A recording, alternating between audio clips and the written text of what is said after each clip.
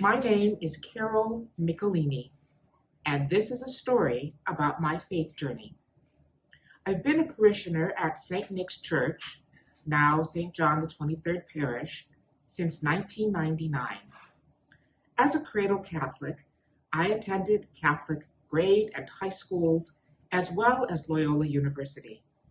I grew up with the Baltimore Catechism, made scrapbooks about the groundbreaking Second Vatican Council, and dutifully attended Mass every Sunday. Despite all of that, my mother would often comment that I wasn't religious, and in a way, she was right. I never really thought about religion. I knew I believed in God, but it was a belief grounded in my intellect, not in my heart. Since I lived at home with my parents, it was just easier to go to church whether I felt like it or not, versus having an argument with my mother about it.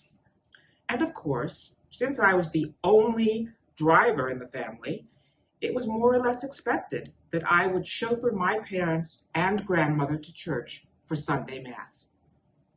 I can't say that my family provided role models for a strong faith. My paternal grandmother, the only grandparent I really knew, would say the rosary during Mass rather than actively participate in the service.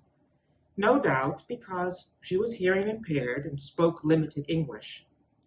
During my childhood, my father often didn't go to Mass, as he worked nights and was not what you would call a morning person. That left my mother. Mom grew up in a family that prized religious observance. She was an only child. Her father dying from complications of the Spanish flu the day before she was born. Once a widow, my grandmother lived with her father and her younger brother and his family once he married. Saying the rosary every night after dinner was a tradition. Faith and the observance of religious practices like novenas were central to my mother's upbringing. Some of that changed when she married, perhaps due to my grandmother's sudden death and to the fact that my father's family were not as devout. As a baby boomer, my views of the world and what was possible were very different from my mother's. It wasn't until after she died and I moved to Evanston and started attending St. Nicholas Church that my faith began to blossom. It's been a slow unfolding. A year after I moved to Evanston, I quit my job. I wasn't happy at work, and yet I didn't know what to do. I remember someone telling me that life wasn't only about doing, but also about being. That was the first time I had heard that expression, and I wasn't sure what it meant. I had always measured my life in terms of activities and accomplishments. I didn't know how to just be. I needed to live my way into a new kind of thinking, as Richard Rohr would say, but it wasn't easy. Looking back on my midlife crisis, I realized I was on a spiritual journey, a pilgrimage of the soul, if you will. Inside, I was struggling to find my purpose. Outside, I was going through the motions of surviving. Now that I wasn't working, I started volunteering for various ministries at St. Nick's, and I came to realize the true meaning of church, namely, a community striving to live out the gospel. But when the Catholic Church found itself mired in the sexual abuse scandal, I started asking myself, if I were to leave the Catholic Church, where would I go? My first thought was I'd join an Episcopalian church, which seems to me to be the closest to Catholicism in terms of ritual. Plus, it has a wonderful tradition of choral singing. Then I thought about Buddhism. I'd been intrigued with Buddhism ever since a friend introduced me to the writings of Pema Chodron, specifically The Wisdom of No Escape and The Path of Loving Kindness. In these writings, I found nuggets of wisdom that I could relate to, such as her advice to wake up, to become more alert, more inquisitive and curious about ourselves, and to develop some sense of sympathy for everything that comes along, to get to know its nature and let it teach you what it will. Shortly after being exposed to Pema Chodron, I came across Sherry Huber, whose website, Living Compassion, offers Buddhist-centered programs from California. According to Sherry, devotion to self-improvement is ego's way of making sure we never change. In Buddhist teaching, it's the ego that constantly gets us into trouble, as it did our biblical parents, Adam and Eve. When the New Testament describes Jesus as emptying himself, I never understood what that really meant. After being exposed to Buddhism, I realized it meant that Jesus let go of his ego, and that was how he was able to accept his fate. Letting go of one's ego takes tremendous effort.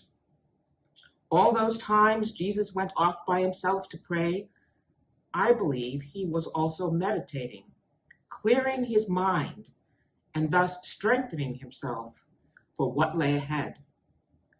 This emphasis on the mind is what appeals to me about Buddhism. So when in 2017, a parishioner offered a Re-Lent group that took the Lenten Gospels and set them side by side with some Buddhist teachings, I decided to sign up. As a result, for the past 5 years, I've been dipping my toe into the Buddhist stream, joining Zoom teachings and trying to practice meditation. Despite all of the current popularity of mindfulness and meditation, I still struggle with these practices. Paying attention to what I am thinking and doing and quieting my mind are difficult for me. It's the old doing versus being thing again. I have yet to establish a consistent practice. I've long discovered that self-discipline is hard. I can meditate for 15 minutes for several days, and then something upsets the routine, and I stop. Despite my inconsistent meditation practice, there are core beliefs in the Buddhist tradition that I find appealing, such as to study the Buddha way is to study the self. To study the self is to forget the self. Forgetting the self is the way to merge with the divine, and something I believe the mystics were able to do.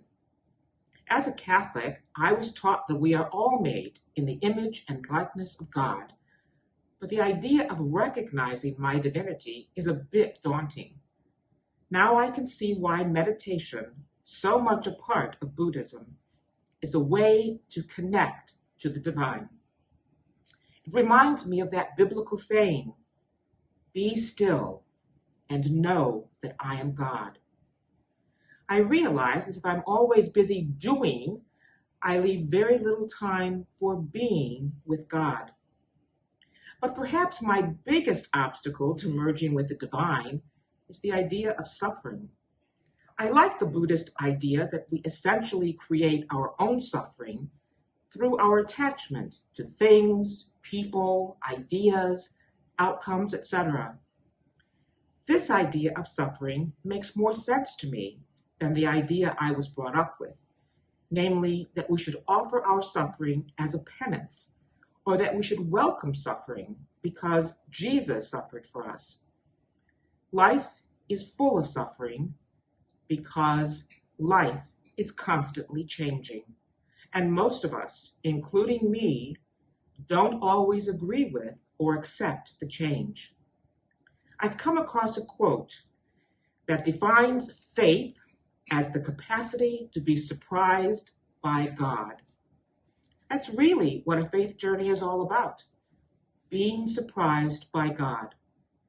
In my heart, I'll always be a Catholic. But traditions like Buddhism have helped me understand universal principles. I'm still on the journey, still struggling to live out my faith, still trying, as Richard Rohr says, to live my way into a new kind of thinking, still looking to be surprised by God.